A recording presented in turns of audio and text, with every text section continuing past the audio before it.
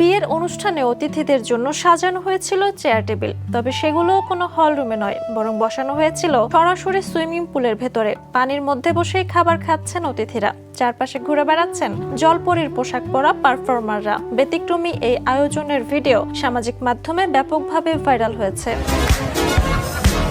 প্রায় 52 সেকেন্ডের ওই ভিডিওতে দেখা যায় রাতের নীল আলোর পরিবেশে সুইমিং পুলের ভেতরে সারি সারি টেবিল চেয়ার সাজানো রয়েছে। সাদা পোশাক পরা অতিথিরা হাঁটু সমান পানিতে বসে খাবার উপভোগ করছেন।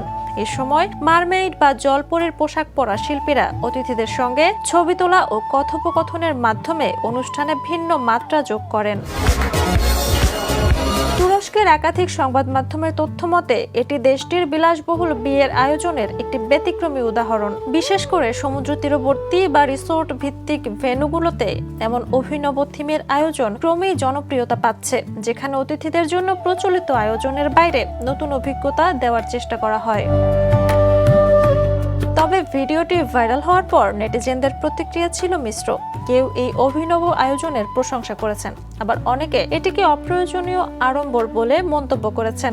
প্রচলিত ধারণার বাইরে এমন একটি বিয়ের আয়োজন ইতোমধ্যেই সামাজিক মাধ্যমে লাখো মানুষের নজর কেড়েছে। Jhuma Mridha, the news. দেশে দেশে সবার সাথে দ্য নিউজ।